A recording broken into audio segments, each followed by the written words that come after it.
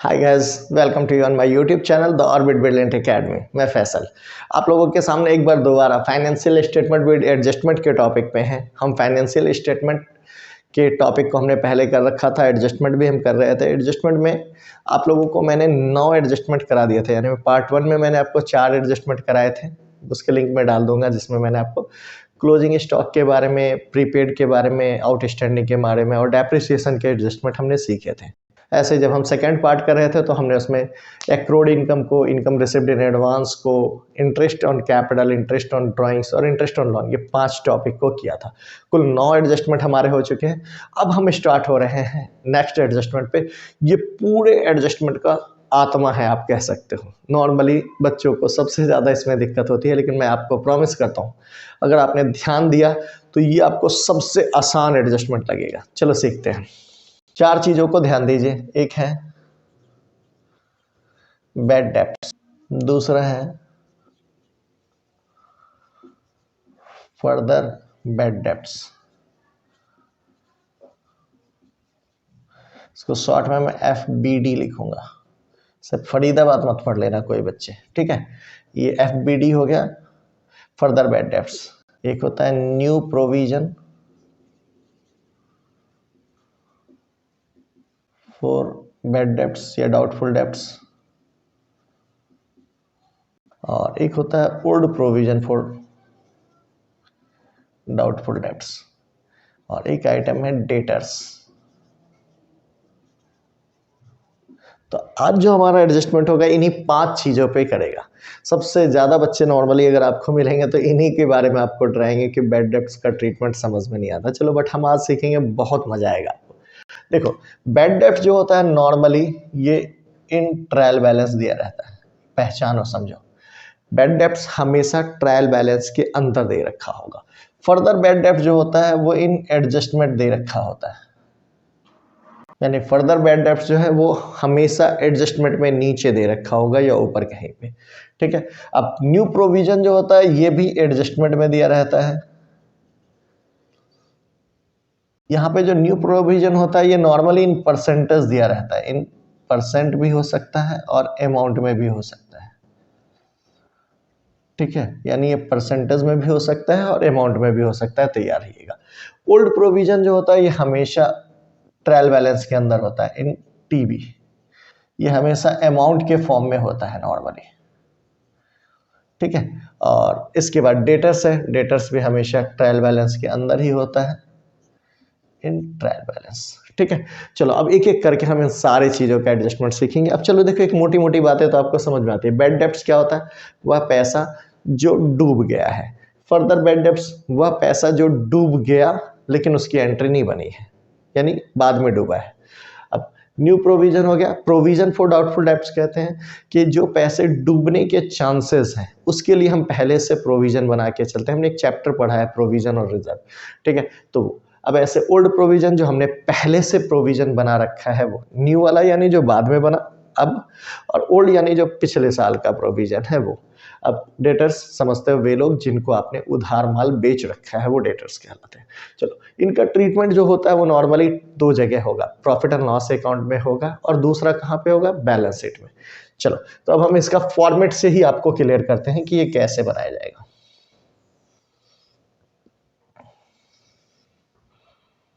मैं एक parallel space use कर रहा हूँ, ये हमारा प्रॉफिट एंड लॉस अकाउंट के लिए प्रॉफिट एंड लॉस अकाउंट है, ठीक है। ट्रेडिंग और P&L एक ही साथ बनता है, इसलिए भी आप घबराइएगा मत कि मैंने सिर्फ प्रॉफिट एंड लॉस लिखा है, ताकि आपको क्लियर रहे। दूसरा एडजस्टमेंट मैंने क्या बताया कि दूसरा जो इसमें चूंकि बैलेंस शीट में जाएगा, डेटर्स टॉपिक है हमारे पास, तो वो भी बैलेंस शीट में भी आप समझते हो एसेट साइड ये होता है, लायबिलिटीज ये होता है। फॉर्मेट वगैरह लिखने की जरूरत नहीं, मैंने आपको पहले भी करा रखा है। चलो अब मोटी मोटी बातें जो बैलेंस शीट के लिए जो है, देखो एक बात समझो, जो आइटम ट्रायल बैलेंस का है वो तो डायरेक्ट बैलेंस शीट और P&L में जाता है। चलो हम उसके हिसाब से सोचते हैं कौन सा चीज कहाँ जाएगा। तो देखो बैड डेब्ट्स दे रखा है, तो बैड डेब्ट्स हमेशा P&L के डेबिट में होता है, तो हमने बैड डेब्ट्स यहाँ लिख दिया। चूंकि इसके साथ एडजस्टमेंट है तो ये पैसे अंदर में लिखे जाएंगे। क्लियर है कि अगर एडजस्टमेंट दे रखा है तो हम एडजस्टमेंट की वजह से इसको अंदर में दिखा रहे हैं, ठीक है। और जो ये डेटर्स है, ये डेटर्स जो होता है ये एसेट्स का पार्ट है, यहाँ पे हमने डेटर्स के साथ लिख दिया, समझ में आ रहा है आपको? ये दो चीजें हैं। चलो अब यहाँ पे हम एक एक करके समझते हैं। हमने पहले बैड डेब्ट्स का जो ट्रीटमेंट था वो तो कर लिया कि ये ट्रायल बैलेंस के अंदर में था, तो हमने प्रॉफिट एंड लॉस के डेबिट में डाल दिया। अब जो फर्दर बैड डेब्ट्स एडजस्टमेंट में दे रखा है, एडजस्टमेंट में दे रखा है तो इसके दो ट्रीटमेंट होंगे। कहाँ कहाँ पे? तो एक बार ये यहाँ पे ऐड होगा, तो आप ऐड करोगे बैड डेब्ट्स में फर्दर बैड डेब्ट्स। मैं ऐसे FBD लिख रहा हूँ, ठीक है, फरीदाबाद मत पढ़ लेना ऐसे, फिर से बोल रहा हूँ, ठीक है। इसे ऐड कर लिया, ये पैसे नीचे आ गए, ये फर्दर बैड डेब्ट्स है। चूंकि मेरे पास स्पेस कम है तो मैंने ऐसे यूज किया। अब ये फर्दर बैड डेब्ट्स का दूसरा ट्रीटमेंट, एक तो यहाँ पे हुआ P&L में, दूसरा कहाँ जाएगा? तो दूसरा ये डेटर्स में से माइनस होता है, तो हम यहाँ पे इसमें से घटाएंगे। लेस किया बैड डेब्ट्स, ये पैसा यहाँ लेस हुआ है, मैं इसे ब्रैकेट में इंडिकेट कर दे रहा हूँ, ये पैसा यहाँ पे आ गया। समझ में आया बेटे? पक्का। अब इसके बाद दूसरा ट्रीटमेंट क्या होगा? अब यहाँ देखो हमने इसका भी ट्रीटमेंट कर लिया। अब न्यू प्रोविजन, न्यू प्रोविजन क्या होता है? एडजस्टमेंट में या तो परसेंटेज के फॉर्मेट में होगा या अमाउंट के रूप में होगा। एडजस्टमेंट में दे रखा है तो दो जगह ट्रीट होंगे, एक बार आप P&L में दिखाओगे, एक बार बैलेंस शीट में दिखाओगे। तो P&L में क्या करोगे इसे आप? चलो इसे भी देखते हैं। तो इसे हम क्या करेंगे? ऐड कर देंगे न्यू प्रोविजन के नाम से।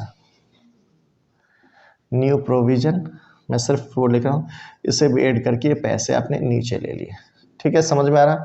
अब इसका दूसरा ट्रीटमेंट यहाँ क्या बताया था? डेटर्स में से माइनस होता है, तो यहाँ डेटर्स में से माइनस कर दो, लेस न्यू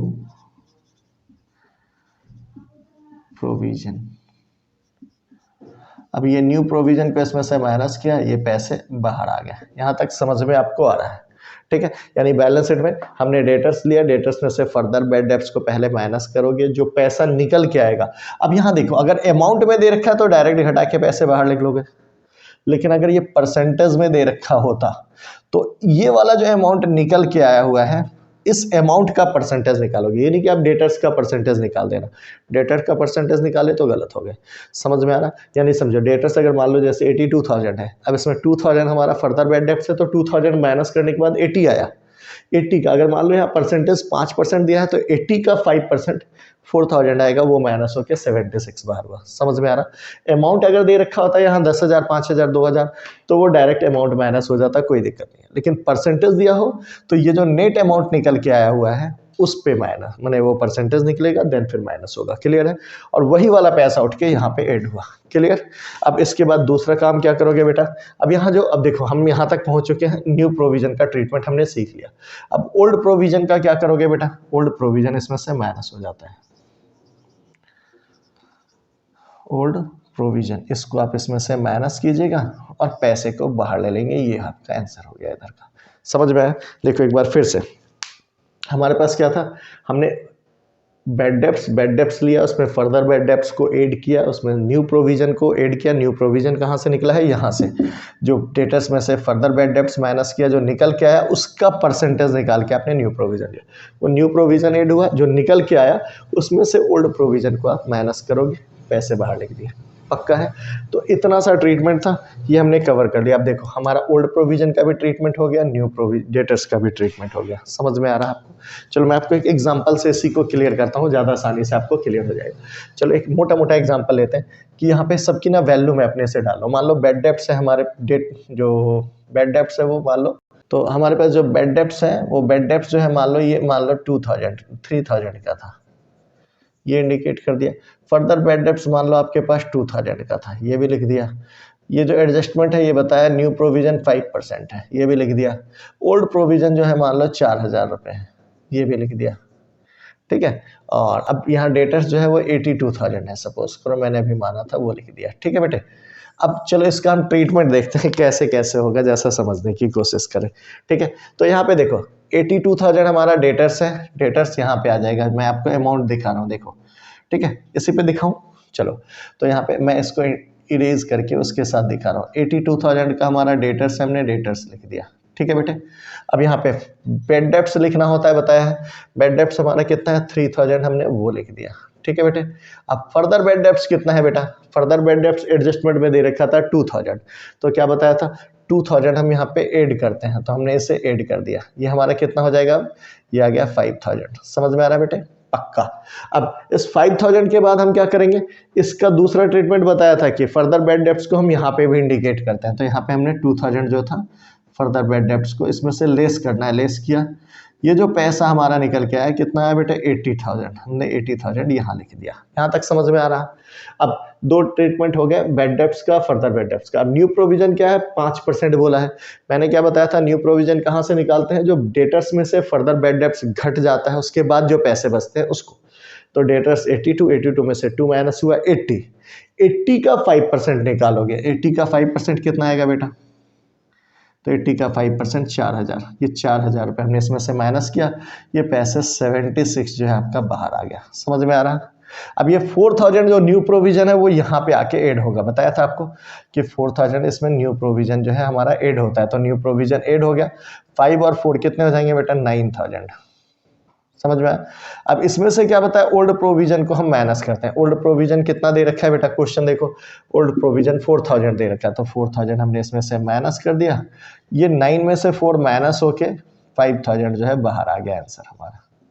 समझ में आ रहा है, आसानी से आप कर लोगे। तो ये टॉपिक हुआ, ये मैक्सिमम। अब सपोज करो अगर क्वेश्चन में फर्दर बैड डेब्ट्स ना दिया होता तो वह बैड डेब्ट्स में न्यू प्रोविजन ऐड होता है, ओल्ड माइनस हो जाता। समझ रहे हो आप, ठीक है। यहाँ पे भी ऐसे डेटर्स में से सीधा न्यू प्रोविजन माइनस होता, बाहर हो जाता। तब यहाँ पे डेटर्स 82,000 है, उसका 5% निकल के बाहर होता। पक्का, डन।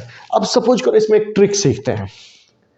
अगर ये जो ये वाला है 4000, अगर 4000 ना होके सपोज करो ये 10,000 रुपये दिया होता, सोचो तो क्या होगा।